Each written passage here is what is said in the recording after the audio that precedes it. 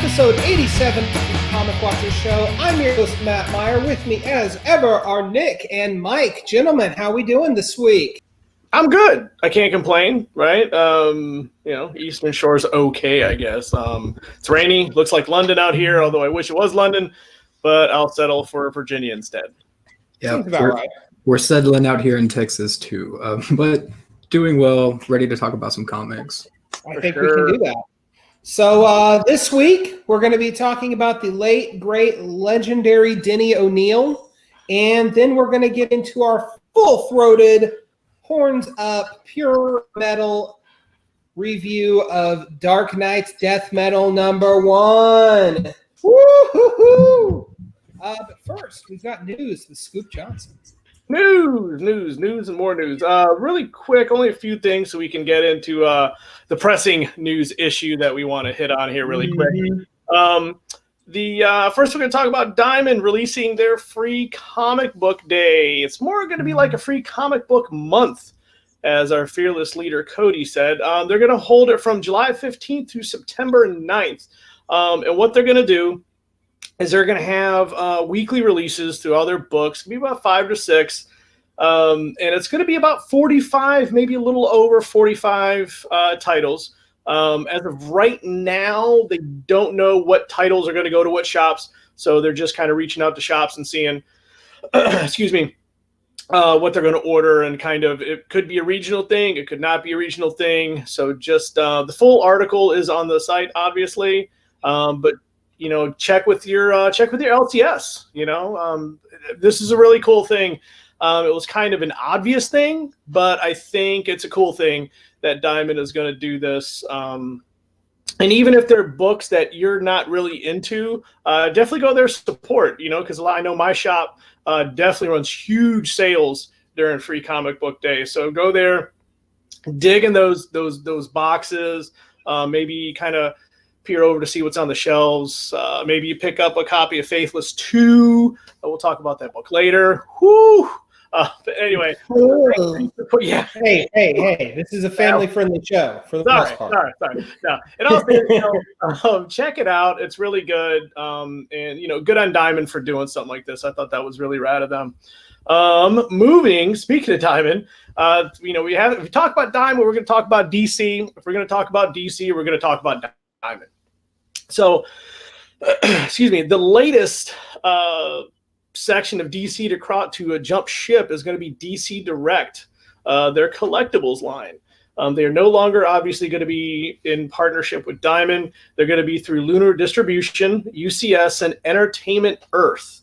So anyone in the collectibles market, Entertainment Earth has been doing it for years. So for anyone that does do DC Direct, DC Collectibles, it really good hands. I mean, you can have your opinions about Lunar and UCS, but Entertainment Earth, really, really good company. I've ordered stuff from them online, had zero problems. They got some really cool exclusives, from the higher end stuff to the lower end stuff, the middle tier stuff. So really good.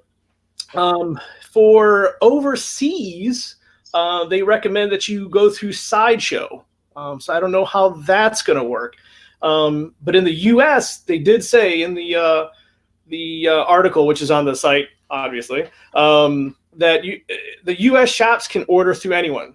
Entertainment Earth, Sideshow, UCS, Lunar. But if you're overseas, they want you to go through Sideshow. So, but yeah, that's one of those things. It's one of those wait and see things. As I did the write-up, I kind of had a little funny, the sky is falling and comics are going to, stop shipping and all that stuff. But, it's just one of those things, just kind of, it's going to be a wait and see thing. We're not even going to notice what's going to happen. Like we said, I think in the last show, 6 months to a year from now, how this is all going to play out. So, they may end up like Marvel. They may not end up like Marvel of the late 90s. So we'll just wait and see. For sure. I think the major difference between Marvel in the late 90s going bankrupt versus DC now is Marvel didn't have a major parent company behind them, right? Like DC does. Plus, the IPs alone are so valuable. I just don't think Warner Brothers or AT&T, whoever it is, would possibly let anything. Yeah, would possibly let anything detrimental happen to DC. Right. as you know, as it said, just kind of my observation, it kind of feels like nobody is steering the ship at DC right now. Right. And by contrast at Marvel, it feels like too many people are trying to steer the ship. So kind of an interesting contrast between the big two going on right now. Both struggle to adapt to the new and newly evolving, continually evolving comics landscape. Yeah. I think if anything, I think what you're going to see is probably inside of a couple years, if DC notices like, maybe we're taking on too much water and the ship is starting to sink, they'll just dive back to Diamond. All will be well. They'll lick some wounds. Social media will be like, haha, I told you so. And their best, Nelson Muntz laugh. We'll just wait and see. The sky's not falling. Comics are shipping. Read comics. That's why we're here. One extra bit of news really quick before we switch over. On the Denny O'Neil front, Green Lantern 76 is currently free on Comixology right now. So that is, hugely important, groundbreaking issue, especially now, super relevant, and actually probably, probably one of my favorite eras. That run of Green Lantern, Green Arrow is just so magnificent. So we're definitely going to talk about that here in a few. God, let me not talk about it. So that is the news. But first, before we do, I believe, based on other news that has been blowing Twitter all to hell this week, we need to have a conversation, apparently, about the ethics of being a comic professional and using your status therein to groom teenage girls for illegal activity. A very, very credible accusation was made against artist Cameron Stewart this week by I'm not going to drag her name into this because that's not fair to her. She's been bold enough to put herself in the spotlight, and we fully support her for that. But I wouldn't feel responsible adding fuel to the fire. But the gist of it is that Stewart used his position as a professional to groom this woman for sex when she was only 16. And then I believe it was 3 other women came out with basically the same story about the same guy.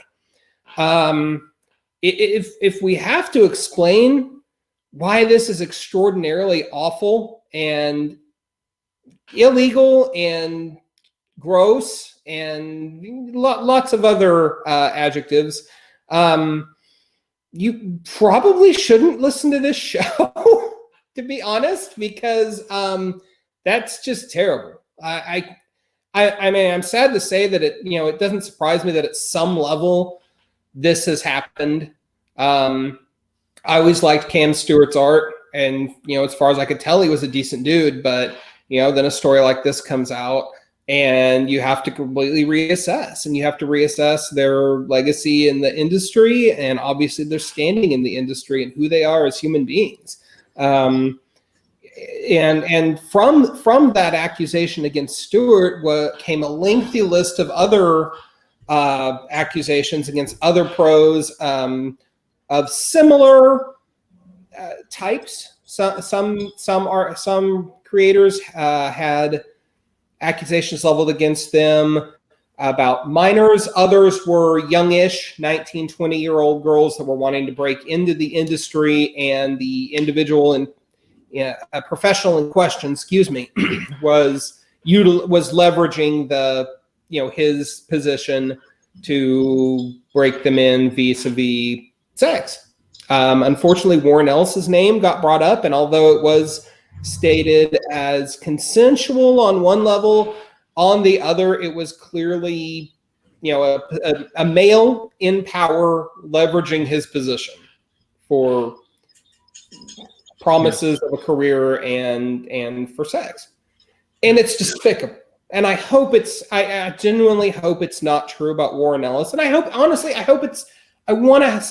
it's not true about any of the other people, because I mean, we don't want to ever see our idols torn down, but at the same time, if it absolutely is true, then we stand with these women and we're going to take the claims 100% seriously, regardless, until all other evidence bears itself out. And we stand not just on this show, but Comic Watch in general with victims and with accusers, and that will never, ever, ever change.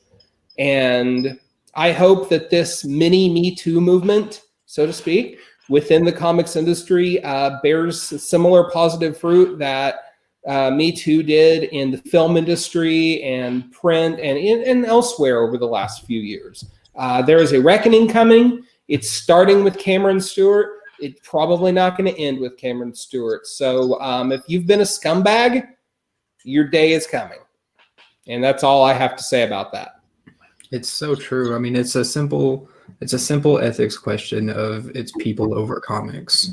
And I think people have misconstrued that in the past, and we've seen what the results of that are coming to light now.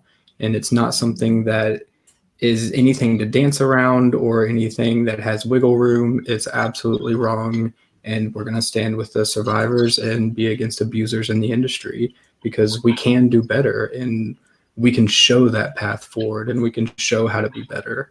And that's what we want to do. Absolutely. Mm-hmm. So that is that. And I hope we don't have to say more about that. But by God, as more stuff comes out, I'm sure we're going to have more to talk about. Yeah. So Yep. that is our official statement on the ilk that is a sexual predator. And that's exactly what it is. Mm-hmm. Like, don't get it twisted. It's sexual predation, period. Yep.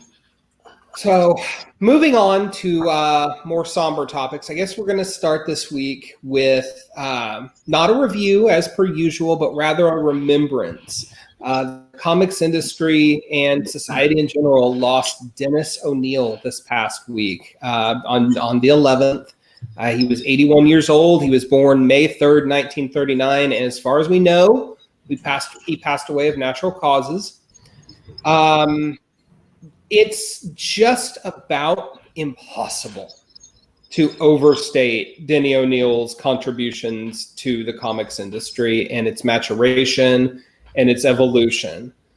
And I mean, I'll be honest, guys, I got genuinely worked up when I found out he'd passed away. It was one of the first things I saw when I woke up that morning.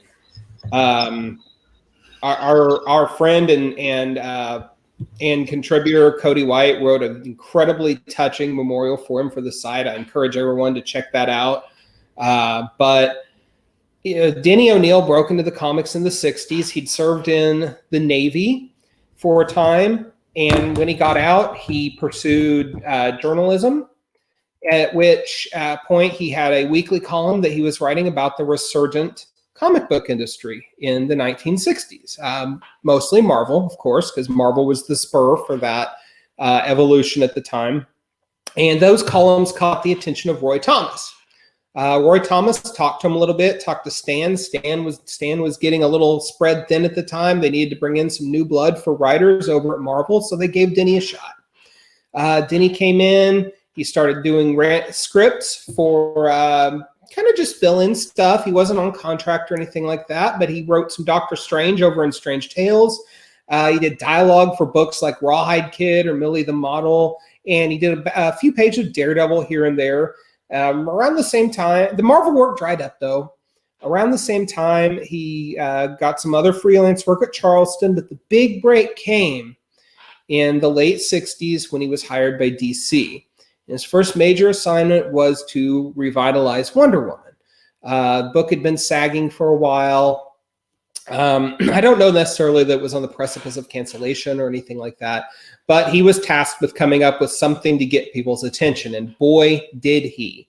The new look Wonder Woman, as she was known, was modeled after Emma Peel from the Avengers TV show. She lost her powers. She learned martial arts from I Ching, a a martial arts mentor of hers, and he just completely redefined the character. Now, a lot of people cried foul. A lot of older comic book fans didn't like this this change. A lot of feminists were angry too. Of course, this is a time that feminism was truly on the rise for the first time. They didn't like the fact that the symbol of feminism, Wonder Woman, had been depowered. So it ran its course, and and it wasn't popular. Denny later went on to kind of regretfully say he didn't realize some of the buttons he was pushing at the time. So he did successfully tap into the counterculture and the changing zeitgeist with that book, and that landed him over in Green Arrow. And with Green Arrow, he completely changed the character. He stripped him of his money, and he made him a social justice crusader, or as our social justice warrior, as we would call him now. He's always after the fat cats and looking out for the little guy, and just really like what we know as Green Arrow starts with Denny O'Neil. And then he teams up with the one and only Neil Adams for Green Lantern, Green Arrow, which became one of the most seminal works in the history of comics. And again, this is where the you can't overstate Denny O'Neil's importance truly starts to come in, because the book became about society's ills. One of the most famous 3 panels ever is Green Lantern is challenged by an older African-American man as to why has he helped all these aliens with purple skin and yellow skin and red skin, but he's never done anything for people with brown skin on Earth. And Hal Jordan doesn't have an answer. And that's when he realizes how limited the scope of his mission has been and how much more work he could do. So he and Ollie team up for the duration of that run. They confront polluters.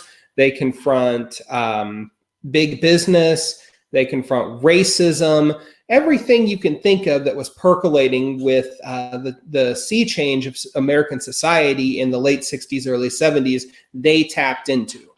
The run is still celebrated today. From there, they went on.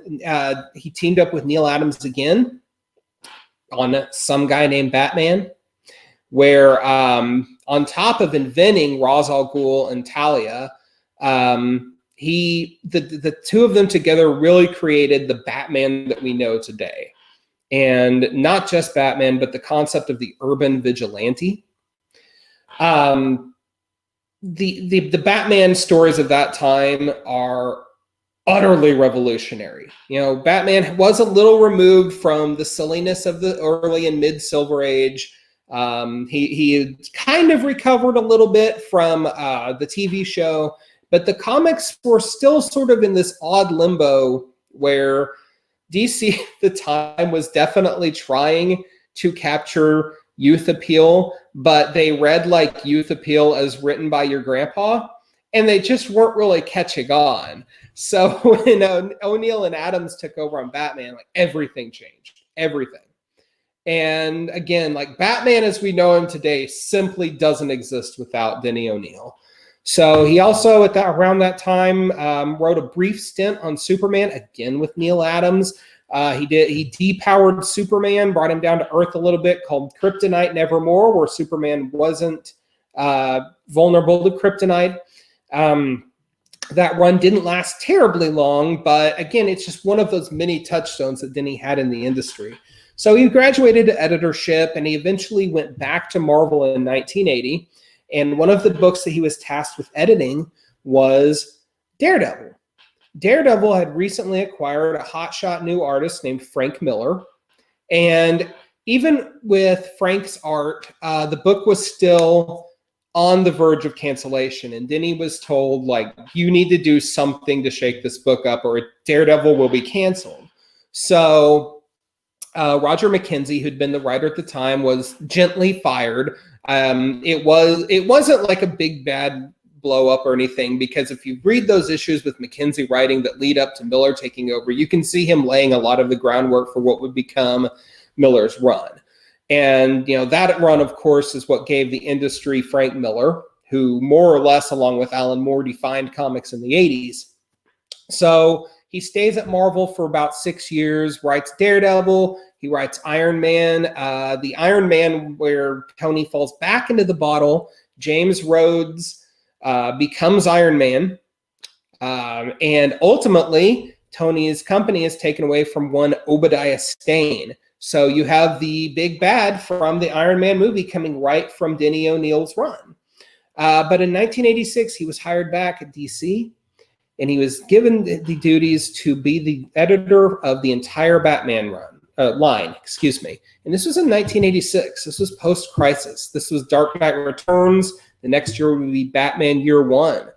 And of all the things that Denny O'Neil oversaw during that 14 years, you've got those two. You've got Batman: The Killing Joke. You've got Death in the Family, the Nightfall trilogy, No Man's Land, like all of these enormous Batman events in the span of 14 years start with Denny O'Neil. And after 2000, he kind of quietly segued into retirement, wrote here and there, and simply lived as a contented legend. He didn't have anything else to prove.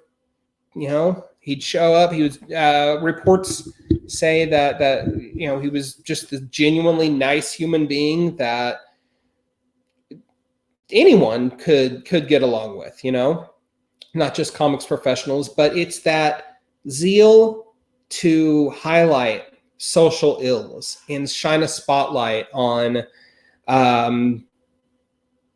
wrongs that superheroes can't necessarily defeat by punching. That is Denny Mark's true legacy. Denny O'Neil's true legacy in the industry. I mean, if you had a Mount Rushmore of comic book writers, there's absolutely no way he's not on there. Period. We lost one of the industry's greats this week, and there will never ever be another Denny O'Neil. So Denny, rest in power. Thank you so much for all the memories, and for everything that you gave, you know, not just us, but and not just the industry, but you know, really society as a whole, because we're still looking back at those comics that were published 50 years ago, and they're still relevant. And there's not a lot of writers that can say that. So guys, I'm sorry, I didn't mean to soliloquize for so long, but please feel free to jump in. Amazing. I loved it. And thank you for the history lesson, because I feel like that kind of history lesson isn't spoken enough or well acknowledged in the industry, where people's ideas about these characters come from.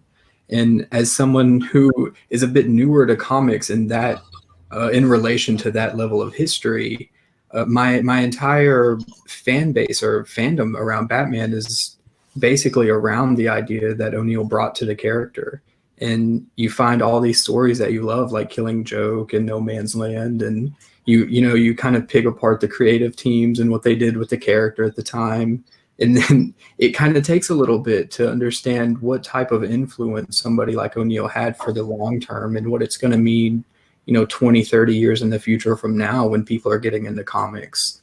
And that's the type of legacy that O'Neil has, and that's going to carry in the future.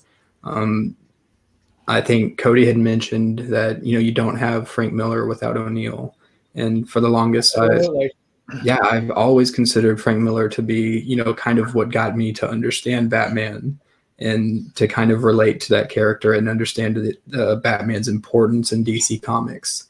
And O'Neil is this, architect figure behind so many of those, fundamental moments in DC and other companies too, that it really is impossible to overstate the influence. And I think, losing a great like this is always rough, and it always gets fans kind of talking and mourning in a collective sense. And it's some of the best sides of fandom that I've seen.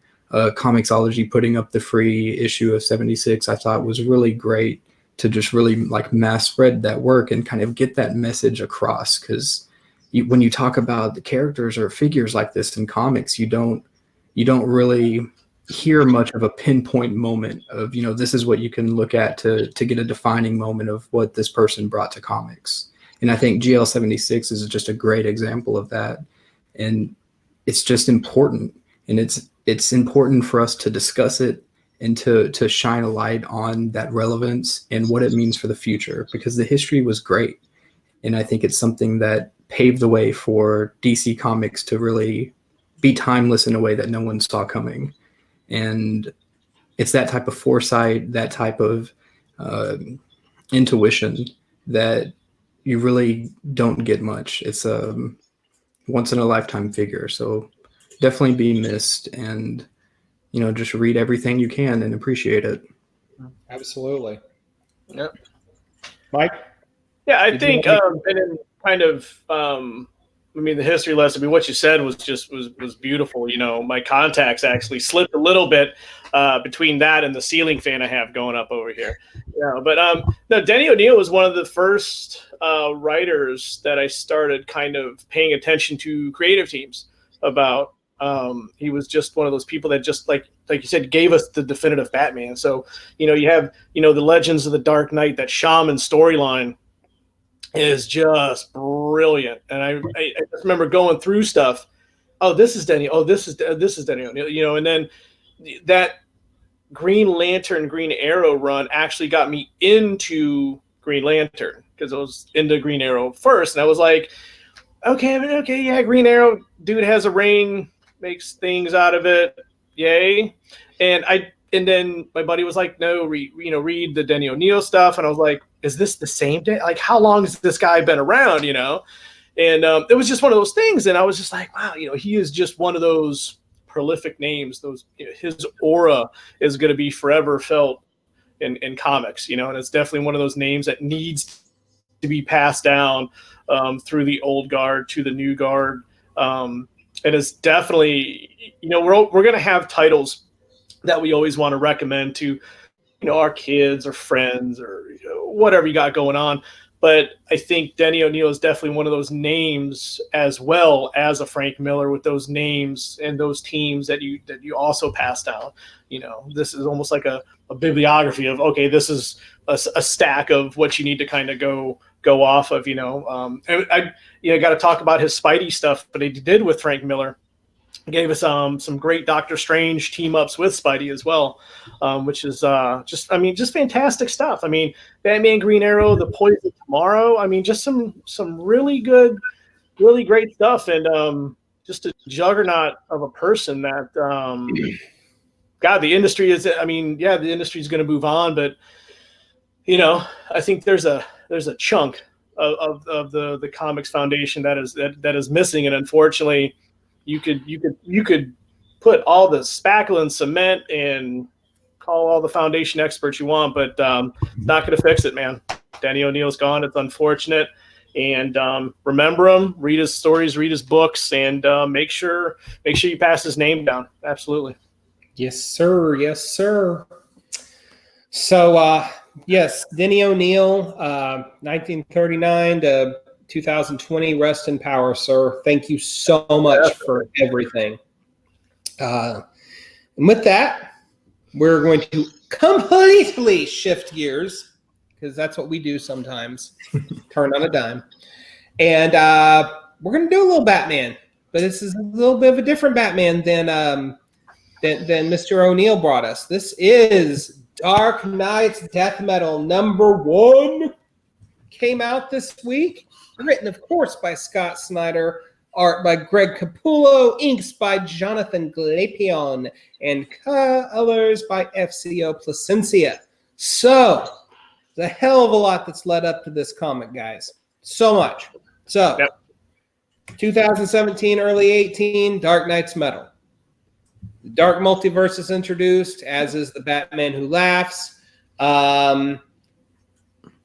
Pretty rad. I think maybe stretched a little thin at the end just because of shipping delays, not the books or the writer's fault. That segues into the 4-issue Justice League No Justice, in which the source wall is broken. Ooh. This is bad.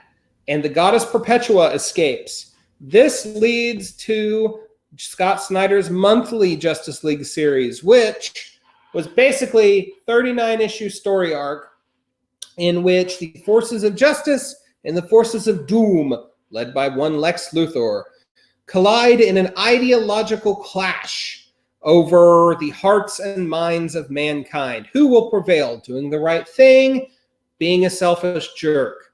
Guess what? Humanity chose to be a selfish jerk. Perpetual won. The heroes dove into a mystery portal at the end of Justice League number 39, and we pick up here Death Metal number 1. The world has changed. Everything's been taken over by the Dark Multiverse. There are dark multiversal Batmen running all around. The heroes are either in submission or on the lam, fighting from the shadows, guerrilla warfare style, or, in the case of Wonder Woman, feigning subservience in order to wait for the right moment to strike. And that is more or less where this issue picks up. The world is a toilet. Nick, what did you think about Dark Knight's Metal? Woof. I thank you for the history lesson again. I don't know what to say. Maybe it's the Slayer shirt. Yeah. Maybe it's the Death Metal poster behind me on the wall that my LCS gave me with some sweet David Finch art. I don't know. Professor Death Metal. That's your new name. Yes. Like, where was this history lesson before I opened the book? And that's really, this is such a big, epic, fun book, and there's no getting around it. The artwork is insane. I love Placencia's colors. Like, as soon as I saw it, like, Placencia and Capullo together, come on, it's going to be great. And they delivered on that. But this is a dense book. I mean, okay, so when somebody's looking at getting into comics and they're kind of antsy about how to jump in, and they've always heard that you kind of have to read a lot to understand what's going on, this is that book. Like, this is the book that is gonna, if you hand this to somebody who has never read a comic before, they're not gonna come back to comics for like a year. And that's something that it's great for fans like us who have followed all of this, for years and have seen this story be built on every level. And the reins that DC has given Snyder with this character and this whole arc has just been incredible. But we get here after an event, a mini, an ongoing series, and we have a moment where Wonder Woman's talking to Wally, and she's like, "Tell me how to win." And Wally's like, "All right, but to understand the path forward, you must understand the past." And I thought, like, nothing really signified this type of story than that little moment, because I was like, do I not know the past after everything that I've read to get here, Nope. Sucker. 5 more back issues. Yeah. And I thought, and it's such a fun world, and it's such a fun group of characters that you want to hang out with and see what's going on, because it's so brutally metal and just really cool, badass stuff. But it's dense. It's I don't know. I'm so conflicted because it's the best of kind of both of those aspects. And I have followed along, so I know what's going on here, but it almost makes me anxious knowing somebody could pick this book up and not follow it, because I know they marketed it as the I think it was the Encore now. Mm-hmm. So they were not shy about, what was going on here, and that this is probably not the best book to jump into. But even for somebody who's read all of it, I'm going through it, and I thought, how did Justice League end again? Because I was like, because this is awesome, but this is not how I remember Justice League ending. And even for somebody who's read all of it, I was going back. So I don't think that's a downfall of the storytelling right now. You've got to wait to see how this plays out. Because I think this type of story, one issue in, it's not really that groundbreaking, but there's a lot at play here. So, you almost require this type of setup. And while that works against the strengths of this as a single issue, like, I'm always available to see if it's going to develop into something more, because Scott Snyder has pulled it off in the past. And I'm one of Scott Snyder's biggest supporters on Batman.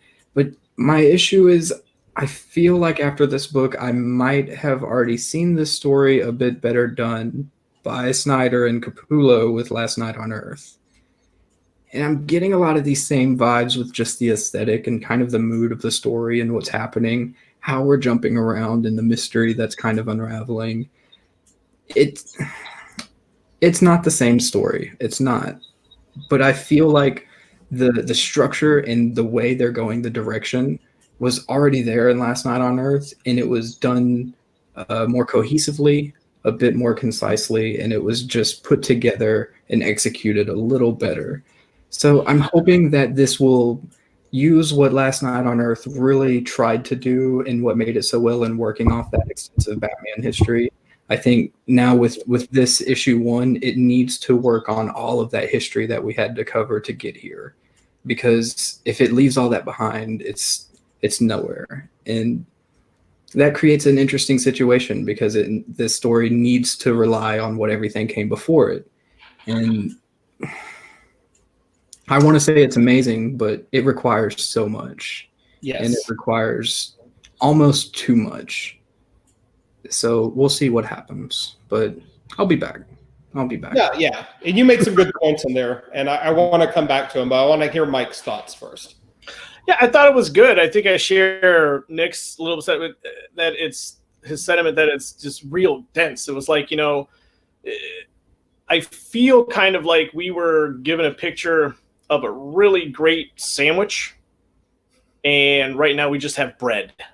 You know what I'm saying? We're going to get that sandwich? Who knows? But we really should, because we have had so much invested in this storyline, in everything that's in this book. It's not a bad book by any stretch of the means. I mean, it's a super fun read. The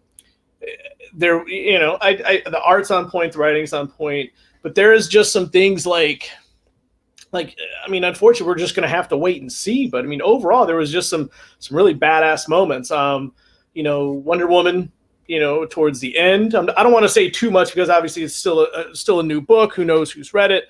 The Batman scene in the graveyard. If you didn't kind of like jump up, and put on South of Heaven or something like that. Wow. There's just parts in there that were just like really, really awesome. And it made you really, really glad that you showed up, and you were kind of like, okay, excuse me, we have all this invested. Here's the cash out. And then towards the end, you're kind of like, man, I hope they really do this, because like we were talking in chat earlier, I don't want to give too much up, but obviously DC did the DC thing, and now they're messing with stuff, And so that's why I was kind of like, I could just see the little Pac-Man dude dying right now. Womp, womp, womp. And I'm like, here we go again. I knew it. They were going to restart shit 6 months later. But other than that, man, it's great. I think this is a classic example of why comics are fun, because this was just awesome.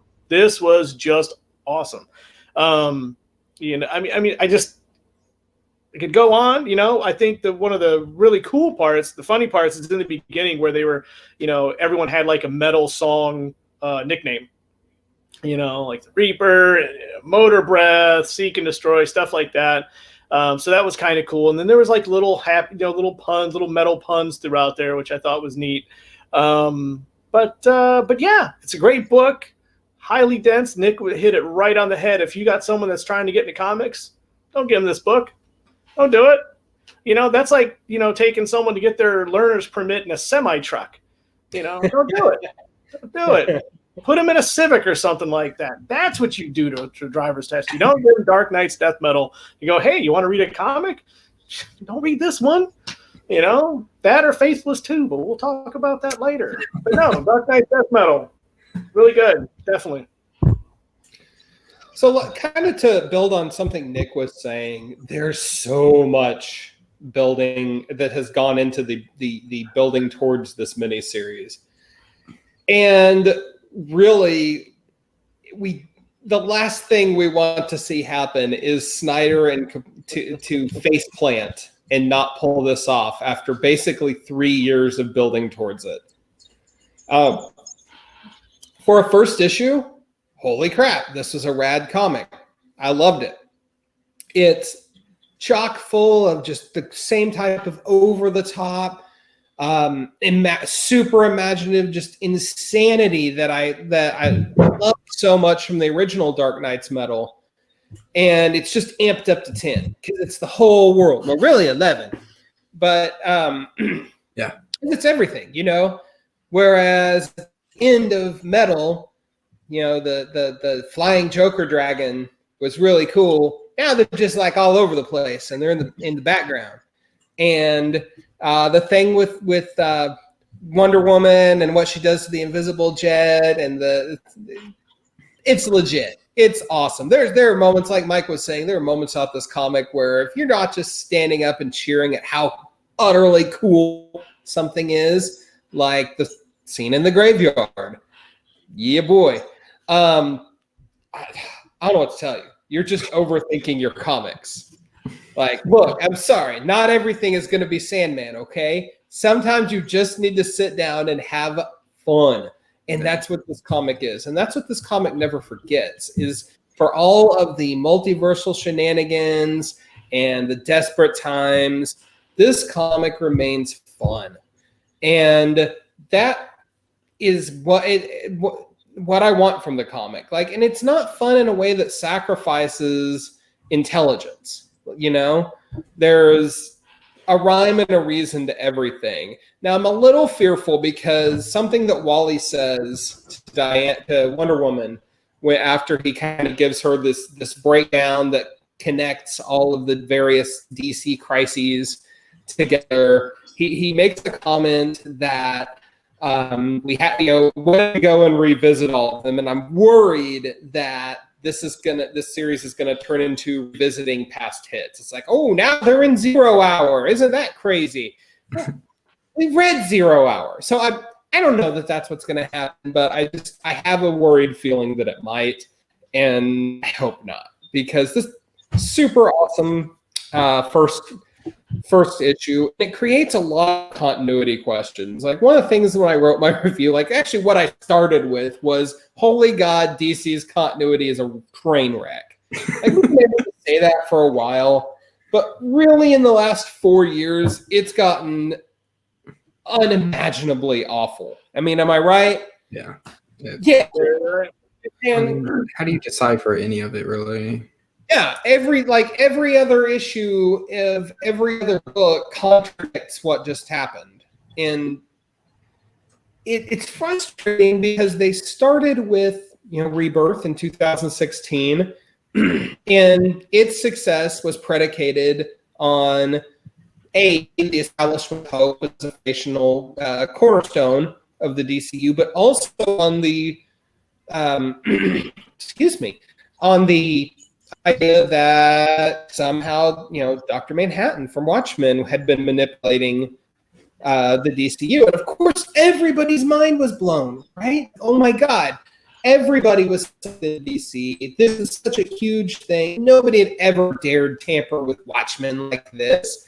And it felt like there was a purpose behind it. It's like this thing, their continuity snafu is so big that we have to go to this extreme with Dr. freaking Manhattan in the mix in order to explain it. That's giant, right? Well, then Doomsday Clock starts, and what happens, like, immediately? It gets further and further and further delayed, and all those plans off the rails.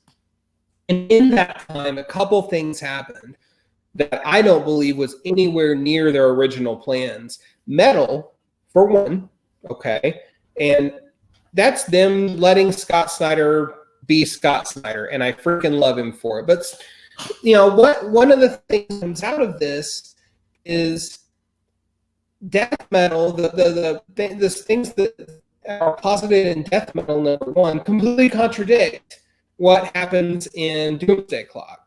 So you've got all of this contradictory, gnarled stuff happening. Nobody knows left from right anymore.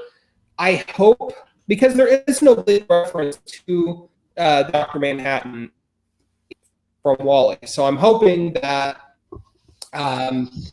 this does all make sense in the end. Fingers crossed. That's a big hope. But right now, it feels to me like the route that Snyder is taking with death metal is where DC wants to go with the movie. We're too long to try to make it.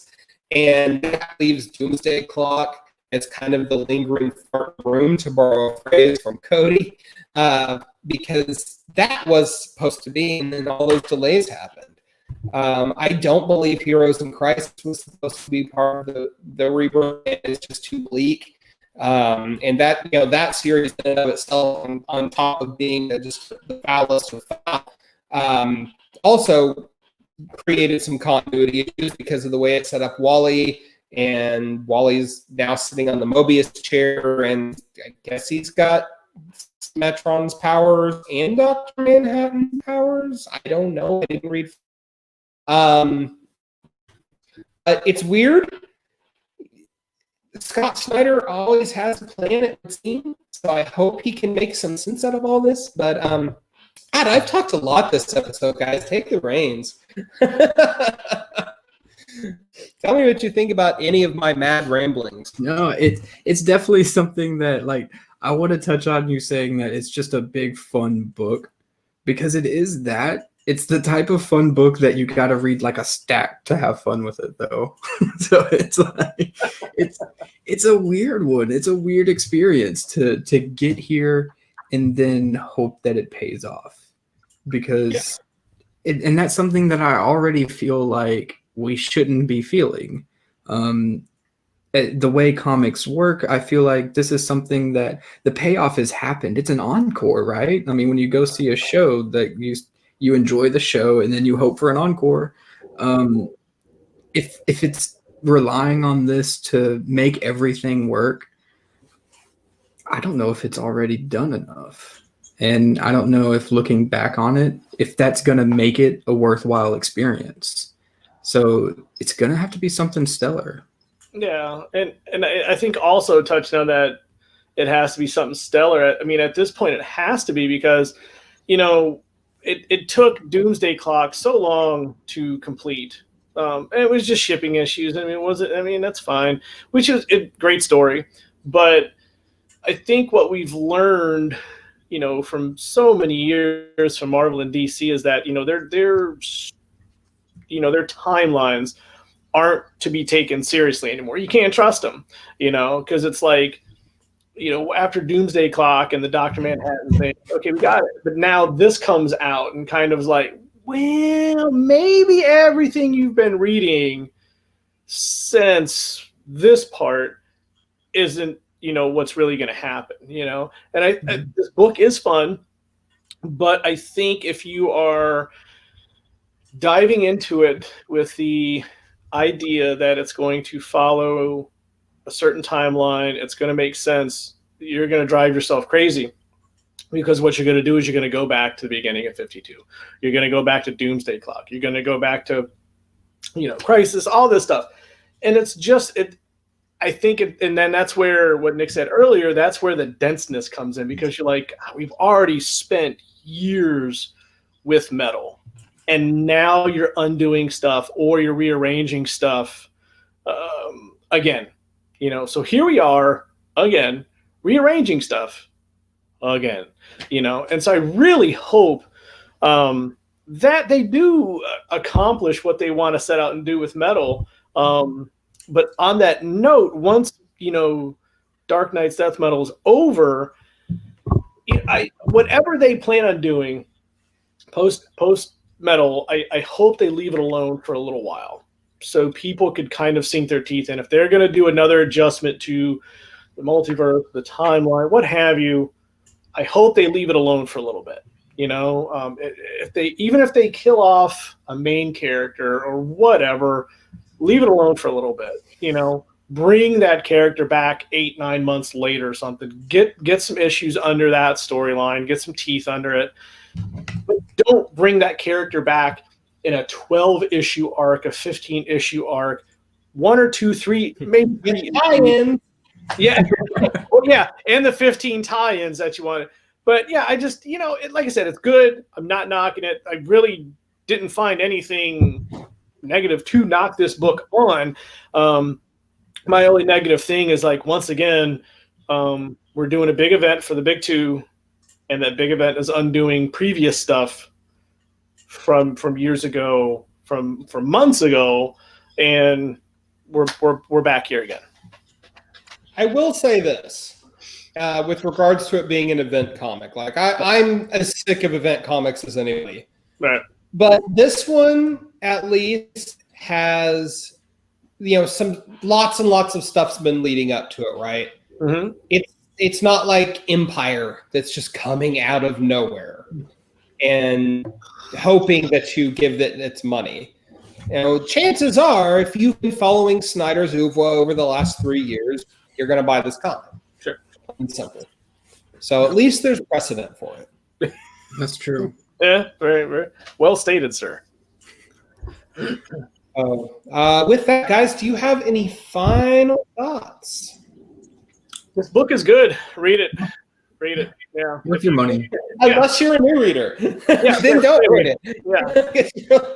But no, I mean, honestly, if you've invested all this time since Metal through Justice League, you already have boxes of this story. Just bite the bullet, buy the book, buy the series. Don't wait for the trade. It's fun. Comics are fun. Oh, yeah. Couldn't have said it better myself. So with that, we're moving on to our third final segment. What are you reading? What are you looking forward to? Mr. Scoop Johnson, what do you have on deck this week? So catching up on reading from the last couple issues, kind of last week, though. That's Family Tree. That was a good issue. So, and what I've been... Join the Future was a good issue, too.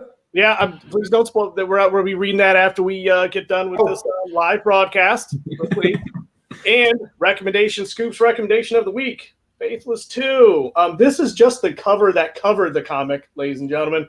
So I talked about this a couple times previously. It's really good. It's by Brian Azzarello and Maria Lovett. It's their take on Dante's Inferno. So the second part of the saga, I guess, the story, if you will. I think they're doing it in 3 parts. This is the start of the second part. Man, wow. So we blushed under all this beard. We blushed a bit, but no, it's really good. It's for mature readers, but good. Yeah, I had no idea that actually was coming out. I saw it on the shelf because it was Azzarello. I was like, I'm going to pick it up. And so did some digging around when I got home with the first issue from the first set, and it was good. It was good. So definitely recommend it. Like I said, if you're into the mature erotic, if you will. But Dante, I love the story for Dante's Inferno, so I picked it up. It's good. Definitely read it. As far as what I am looking forward to, man, there's a lot of good stuff coming out. Where are we at? So Mercy 3 is coming out, so that's going to be definitely on the pull list. Spawn 307, which is coming out. I know. So excited. I know. I can't wait. So Justin Jordan of Luther Strode fame has a new book coming out. Looks really, really good. It's called Dead Body Road, Bad Blood.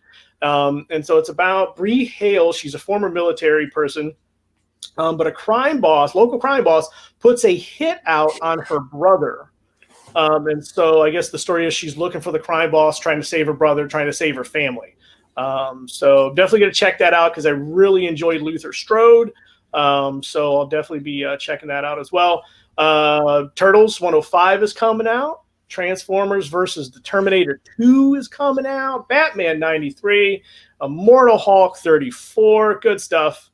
And for all you kooky Spider-Ham fans, Spider-Ham 5, the wrapping up the series. So, yeah, I got to sneak a lot of comics by the wife next week. So hopefully she doesn't watch this episode. But other than that, that's what your boy Scoop is reading. Looking forward to. Sweet. Nick, how's about you? So an unintended consequence of HBO Max releasing was that I found out I was super into Scooby-Doo. So Scooby Apocalypse happened. Really cool from Keith Griffin and J.M. DeMatteis. I had no idea that it was so cool. I saw the waves online whenever it got released with the Jim Lee covers and the hipster Shaggy and the technology usage and all of that. It's really cool. It's kind of a bit more of an adult take. You get to see Daphne with a gun, like shooting people or vampires' heads off. And it's really crazy stuff. Like I had no idea what was going to happen in it. And I'm kind of surprised that I love it so much. So I'm looking forward to kind of continuing into that. There's like 5 trades or something. Oh, wow. Yeah, it's I crazy. think it ran around 30 issues, if I'm not mistaken. Yeah, it was like a little over 30 issues. Yeah. Cool stuff, though. I also picked up... And we did those redesigns of the Scooby Gang. Oh, yeah. Yeah, they're using like actual stuff. I mean, the Scooby fans are going to like pick it up. You'll love it. But I also got... this is the first volume of Humphrey's Harley Quinn run. Ooh, and really cool stuff. They numbered it 1, which is interesting because it's like issue 50 something or something that it starts on. Issue number, it's 43 through 49, and it is labeled volume 1. This is where Humphrey starts his run, and you get some really cool stuff. She's going to Apocalypse, and I believe some granny goodness happens in this volume, and that's going to come up pretty soon. If you don't know, the run is ending on issue 75, and Harley has been dealing with some personal stuff, and maybe Booster Gold is catching feelings. Not a fan of it. We're coming up to the end, and there's been a tease that the story is going to return back to where Humphrey started with this run in Apocalypse. So I think there's going to be some cool connective tissue with this, and he's going to kind of end it on a cool note and set up something interesting for the next writers, I guess. So I've been reading that. Lots of stuff just reading to catch up on, really. I think still in that mode. But what I'm looking forward to, Scoop touched on it already, Spawn's 307 is just, oh my gosh, I'm so ready for it. I believe that we're at this area where Spawn is kind of morphing into a more superhero status into the fight against Heaven and Hell, and he's setting up like sidekicks almost with She-Spawn and some of these other people who have gotten slivers of the suit and have now gotten the powers. It's kind of branching out this universe and really cool stuff happening. McFarlane's nowhere near done with this. I guess we're getting more Punchline in Batman 93. I don't know if that's going to be something that fans of hers need to follow. I don't know what the plan is for that. I think the Green Lantern 80th is going to come out next week, which I'm not sure if it's gotten delayed or not. Everything's so up in the air right now. No, just check. It's still on deck for next week. Nice. Like, really big fan of these. I think, a lot of them are really great stuff, and particularly excited for the Green Lantern one. I think that one's going to be great. Yeah, I'm also looking forward to, I missed Deadpool number 5, came around last week and like right over my head. So I just realized it before this show started. So it's going to be what I'm reading right after this. Catch the review soon. You're going to love that issue. Good time. So I'm back into my Silver Age Doom Patrol. It's a sizable tome, 1,100 pages. I've knocked out around 150 to 200 in the last week. I'm bound and determined to get through this thing. This is like the 3rd time I've said this is what I'm reading. It's not that I don't enjoy it. It's just, you pick up this 10-pound omnibus and it's freaking daunting. I keep having to read some, and then it's like, oh god, I've still got 800 pages to go. It's whatever. It's some of the best Silver Age DC I've ever read, and in all honesty, just in terms of how it reads and how it actually reads very similarly to Silver Age Marvel. So very, very unique in DC's stable for that reason. And I mean, it's just weirdly invented throughout in ways that you just don't normally associate with DC in that era. So super fun, legendary run by Doom Patrol creators Arnold Drake and Bruno Premiani. Totally cool stuff.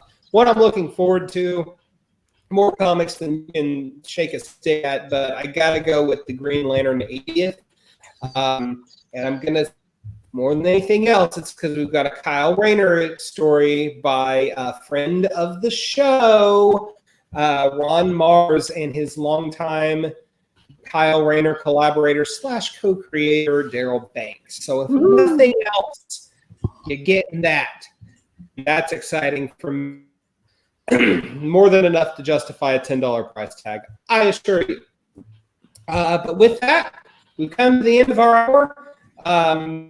Just touch and go for a minute there in terms of our connectivity. So I hope our recording winds up okay. If not, you can probably piece it together. You're all a smart bunch. But this has been episode 87 of the Comic Watchers Show. I'm Matt. This is Nick. That's Mike. Thank you guys so much for listening. We are part of the Comic Watch family. You can check us all out on comic-watch.com, and we are on Spotify, iTunes, SoundCloud, anywhere that you can find finer podcasts.